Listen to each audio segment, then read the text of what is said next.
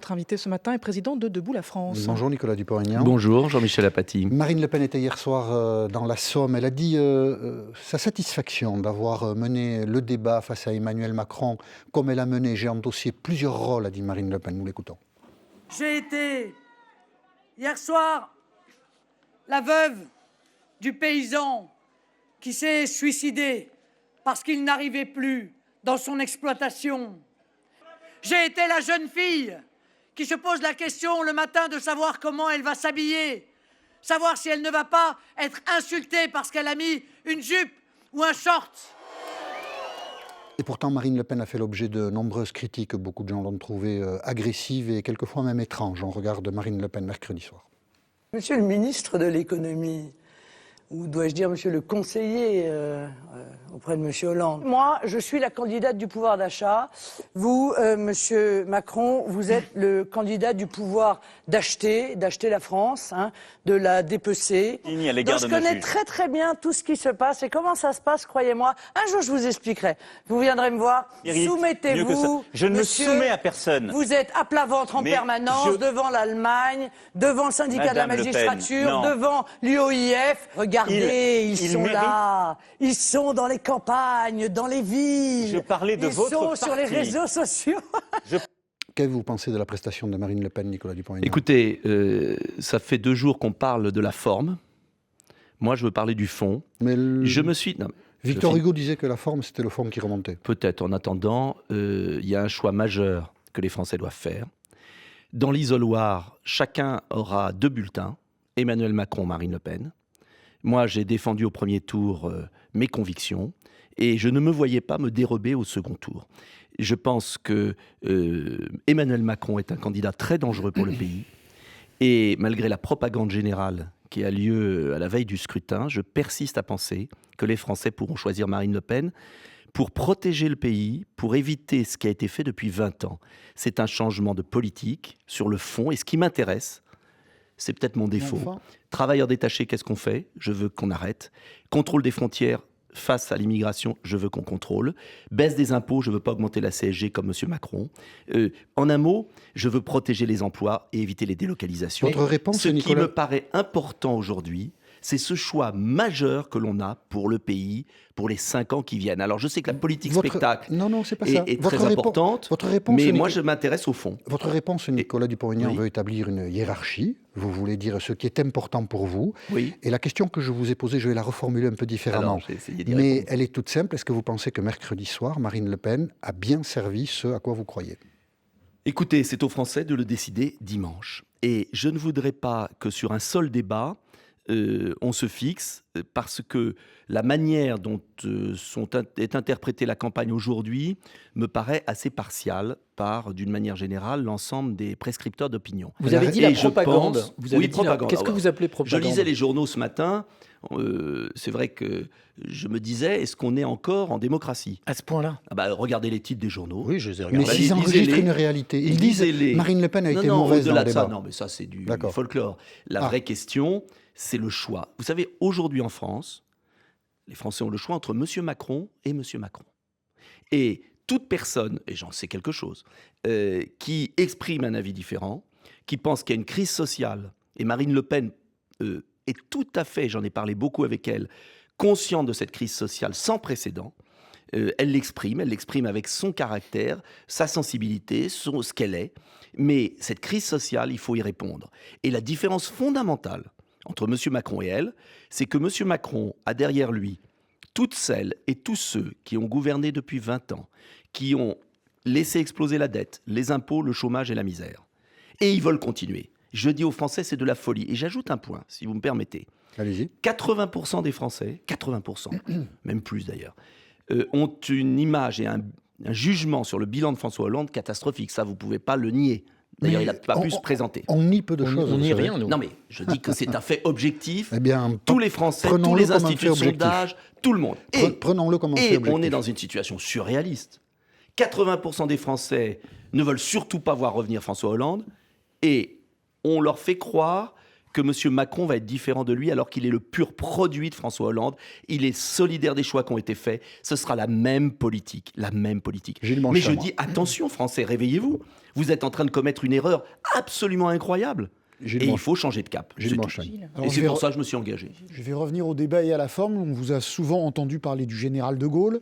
Pour vous, l'attitude, la posture, vous avez souvent dit que c'était intéressant. Alors, comme ça, là, est-ce que c'est très gaulliste, très gaulien? Et Mais on non, peut mais aussi écoutez, s'interroger sur M. Macron, la manière dont il a été aussi très suffisant. De l'autre côté, on peut Vous êtes gêné, renvoyer... vous avez... Mais je suis pas gêné. Mais si, on Mais sent que est-ce vous n'avez pas été mais très vous savez, satisfait, je mais vais vous n'avez pas envie de non, le dire. c'est pas ça. C'est que depuis mercredi soir, on ne parle que de ce débat au lieu de parler des grands enjeux. Enfin, je Sur note- la sécurité sociale, je- est-ce qu'on veut... Non, Non, mais- mais attendez. mais un Est-ce débat- qu'on veut Je la note- politique de M. Macron de déréglementation totale du pays? Je note- La loi El Khomri puissance 10 par ordonnance.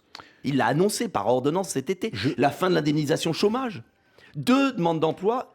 Si vous refusez 2 offres d'emploi, vous allez plus avoir d'allocation chômage. C'est pas la Est-ce question que qu'on je- peut je vous Mais fais si remarquer. c'est la C'est pas la question, question que note- je vous ai- je mais moi note- ça m'intéresse pas de savoir si Monsieur X pense que Madame Le Pen a été comme ci ou comme Je ça. note- Les Français sont suffisamment sages. Bien Je sûr. dis et je maintiens, je persiste, je signe qu'il y a des choix fondamentaux, droit du travail, indemnisation chômage, travailleurs détachés, protection de nos travailleurs, politique étrangère du pays, politique européenne.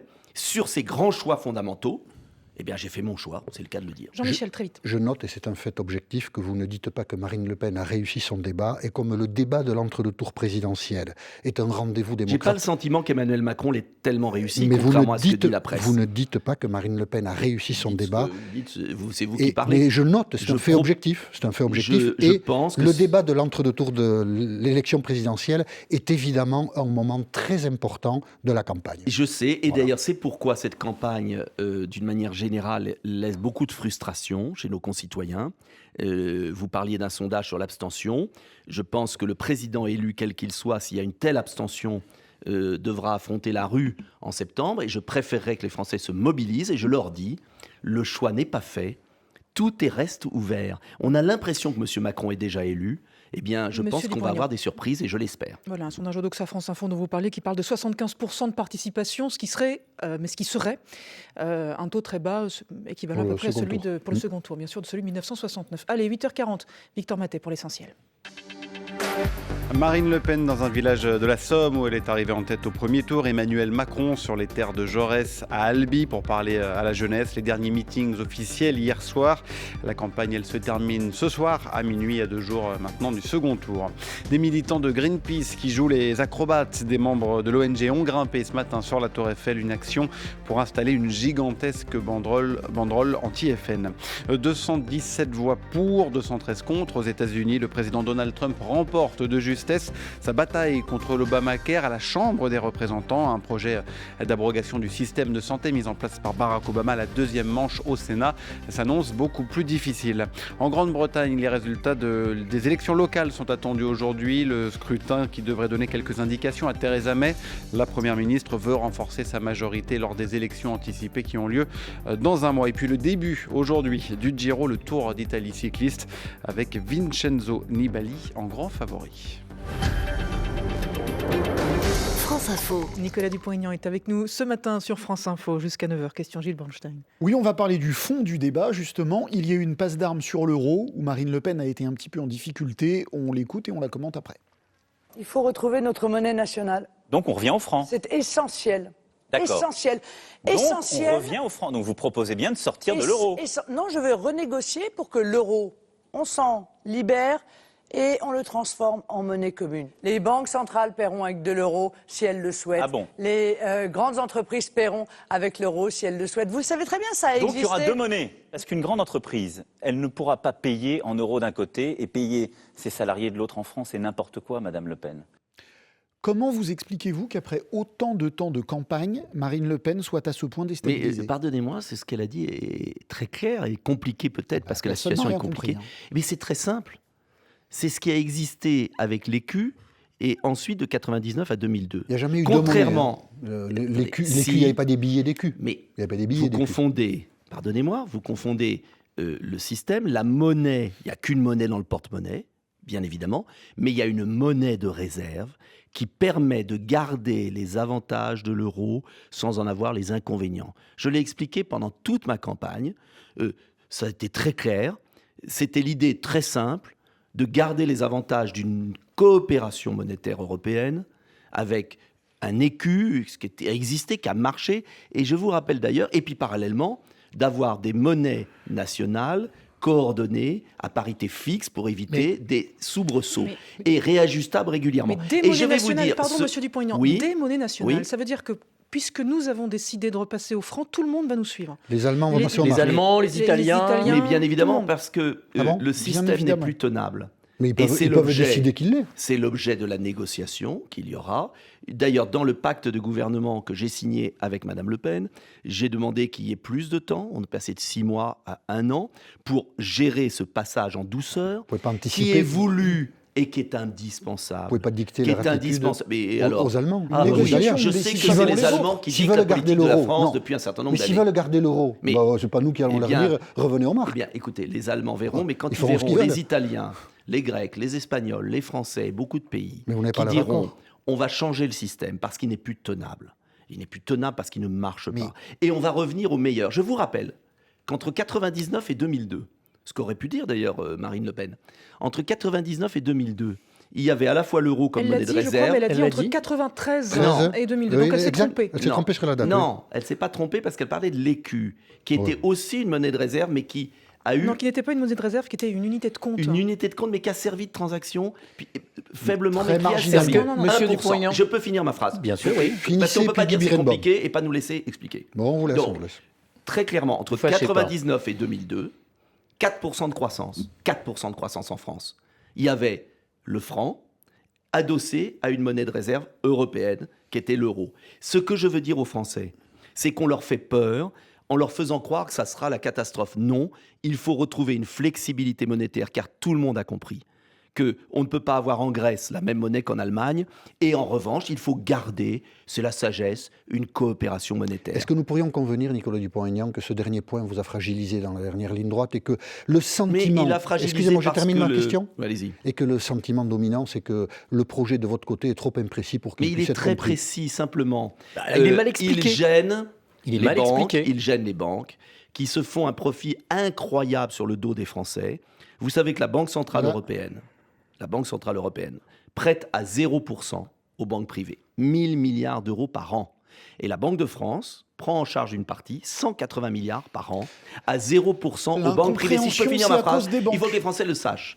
Et ces banques privées, qui se voient donner de l'argent gratuitement par la Banque Centrale Européenne, le reprêtent aux États à 1%, 2%, 3%, même 4% pour la Grèce.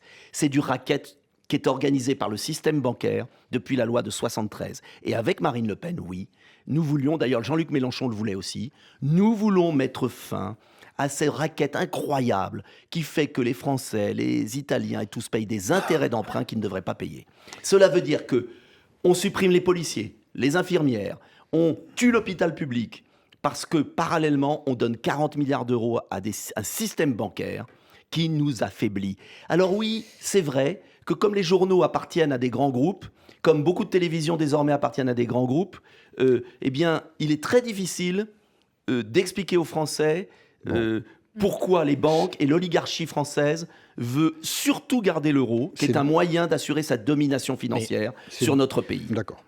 Et vous savez, M. Mélenchon l'a dit, je le dis, Mme Le Pen l'a dit, Très bien. et bien évidemment, tout est fait pour faire peur aux Français. Eh bien, les Français vont comprendre très vite avec M. Macron, et je souhaite qu'ils le comprennent avant, pour ne pas voter pour lui, que ce serait la mainmise permanente d'un système bancaire incroyable. Et vous savez, non, c'est bon, ça on a veut dire compris. qu'on continue comme ça. On a compris. Je ne le veux pas. On a compris que c'était la faute des banquiers et des Oui, journalistes. les grandes banques profitent Bien du sûr. système de l'euro et il est temps de rendre aux Français la maîtrise de leur système Très bien. monétaire. Durant le débat, Marine Le Pen a eu un drôle de propos que l'on n'a pas tout à fait compris sur le coup. On écoute Marine Le Pen.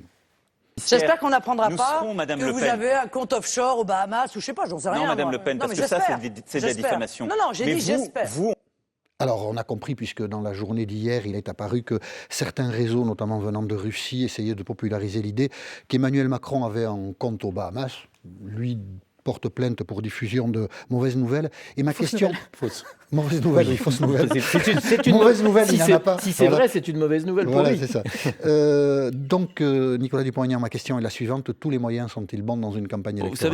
savez, tous les Français qui ont lu la déclaration de patrimoine de M. Macron s'interrogent. Quand je vous parle du Mais c'est compte pas la Obama, même mais chose, si je peux finir ma phrase. je vous Mais parle du vous compte savez même Obama. pas ce que je vais dire Ah, et vous si, dites non, c'est mais pas la même chose. Ouais. On voit bien Vous ce que vous pouvez allez dire. répondre Mais moi, aux je vais vous questions dire une ce que je fois de temps en pense. temps. Allez-y. Est-ce que tous les Quand on moyens a sont bons dans une gagné campagne tant de électorale? millions d'euros chez Rothschild, c'est un fait et ça ne le dévalue C'est pas pas d'avoir interdit. gagné de l'argent chez Rothschild. Voilà. Ce qui est plus gênant, c'est qu'il a fait faire des transactions pour des grandes entreprises après par la banque Rothschild. Non, le compte Et je lui avais Obamas. posé la Le question au compte débat. Obamas. Vous pouvez Et répondre à il la a question. menti en disant qu'il n'était pas ministre alors qu'il D'accord. était ministre. Le compte Alors, Obamas. je parle pour la vente de grandes entreprises françaises où la banque Rothschild a été l'intermédiaire. Le compte quand Obamas. il était ministre, ce qui est quand même gênant. Le compte Obamas. Conflit d'intérêts évident. Et là, personne ne en parle, Le ni dans la compte, presse. le donc c'est compte curieux. Obamas. Non, mais personne ne parle de rien. Donc, Compte de ça, c'est patrimoine, plus un patrimoine qui est très faible, et il a gagné énormément Est-ce que d'argent. vous cautionnez Et cette alors, manière si je de peux faire de la finir, politique? Mais si non, je mais peux répondez finir. une fois à la question. Ah bah oui, ça. si vous voulez que je réponde une réponse qui vous arrange pas. Non, Mais que rien ne nous vous arrange, répondez à ne la nous question qu'on dérange. vous pose. Laissez-moi finir, s'il vous plaît. Je peux m'arrêter, puis... Non, mais Vous l'avez déjà fait, ça. le compte Obamas. Alors, je dis que beaucoup de Français ne comprennent pas comment M. Macron a gagné des millions, près de 3 millions, je crois, en 2 ans ou 3 ans, et a un patrimoine si faible. Alors, soit il a beaucoup claqué d'argent au quotidien, soit cet argent est parti quelque part. Et Mme Le Pen a demandé s'il avait un compte à l'étranger. Il a répondu non. Je lui fais confiance, il a répondu non. Mais comme on a eu l'exemple de Cahuzac, avouez qu'on est un peu inquiet parfois. Vous avez un compte Obamas, vous? Non, Nicolas rassurez-vous, Dupont-Aignan parce Vous que je n'ai avez- pas gagné assez d'argent pour avoir un compte Vous avez Obamas. dépensé beaucoup d'argent à titre personnel Non, dans votre parce vie? que on voit ce que j'ai gagné. C'est digne Est-ce que j'ai d'un épargné d'un débat de la présidentielle, ça? Ah bah écoutez, Parce que vous dites qu'il faut parler il est des faits. peut-être C'est important de digne, savoir ce franchement. qu'a fait M. Macron de son argent. Mais si vous Et voulez vous, par imputer un exemple, compte vous avez été Obamas, la on peut vous en déclaration de imputer un patrimoine ensuite. la plus élevée. Et oui, bah justement, parce que Personne j'ai ne vous a- épargné. Personne ne vous a Ah, embêté, parce que j'ai personne épargné. n'a mis en doute l'origine de Non, cet parce argent. que j'ai épargné. Ah, Oui, d'accord. mais Bah, vous les avez- autres aussi, Donc, Eh peut-être. bien, je La préfère une fourmi à l'Élysée qu'une cigale. La conclusion, c'est donc que tous les moyens sont bons. dans Non, une tous les campagne, moyens ne sont pas bons, mais il est présidentielle. normal de poser des questions, surtout quand on a une presse qui favorise outrageusement un candidat et qui ne lui pose aucune question Voilà. sur les sujets difficiles. Un monde sans journalistes serait un monde meilleur. Et il est 8 heures. Surtout si Sans la doute. presse française En avait tout été cas, un peu si on plus vous écoute. impartiale, je pense qu'il y aurait plus de crédibilité de la presse et les gens liraient moins Internet. Voilà, heureusement, il y a la presse russe. Il est 8h50. Victor Maté pour 1 minute. Et dans le sud-ouest de la France, un nouveau vide sanitaire avait été mis en place à l'instant. Les autorités annoncent la fin de l'épidémie de grippe aviaire sur tout le territoire.